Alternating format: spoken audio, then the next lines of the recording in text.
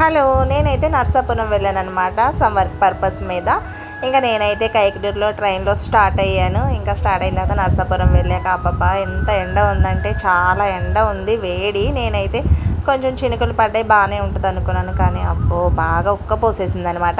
ఇంకా నేను return journey start చేస్తేనే మళ్ళీ ట్రైన్ ఉందనమాట. ఇంకా నా హ్యాండ్ బ్యాగ్లో ఏముందో మీకు చూపిస్తాను.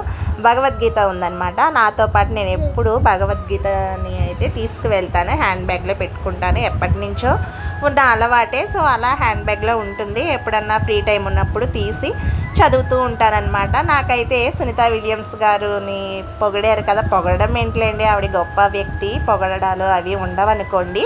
యాక్చువల్లీ ఆవిడ అంతరిక్షంలోకి వెళ్ళినప్పుడు చెప్పారు కదా, ఆవిడతో పాటు విఘ్నేశ్వరుని భగవద్గీతని తీసుకెళ్ళానని చెప్పినప్పుడు నాకైతే చాలా ప్రౌడ్ అనిపించింది అనమాట. అంటే ఆవిడంత గొప్పదాన్ని కాదు కానీ భగవద్గీత క్యారీ చేయడంలో గొప్పదాన్నే కదా అని నాకైతే అనిపించింది. ఇంకా ఈ నోట్స్ చూపిస్తున్నాను ఏంటనుకుంటున్నారు, ఇవి ఎప్పటివో ఓల్డ్ నోట్స్ అండి. 1 రూపీ నోట్ ఉంది, 5 రూపీస్ నోట్స్ ఉన్నాయి, నా దగ్గర చాలానే ఉన్నాయి.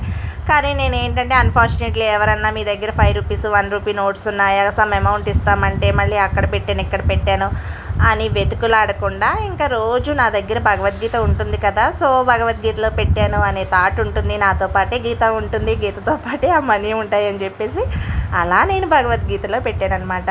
మీరైతే భగవద్గీత చదువుతారా? హిందువుల పవిత్ర గ్రంథం కదా భగవద్గీత, చదవాలి. ఎందుకంటే మనం ఫోక్ సాంగ్స్ సినిమా సాంగ్స్ పాడడానికైతే మన టంగ్ ఎలా అయితే అలా రొటేట్ అవుద్ది, కానీ గీతా శ్లోకాలు చదవాలంటే అస్సలు టంగ్ అసలు రొటేటే అవ్వదు. కానీ నేను కూడా అస్సలు చదవలేకపోయేదాన్ని, తాత్పర్యాలే చదివేదాన్ని అనమాట.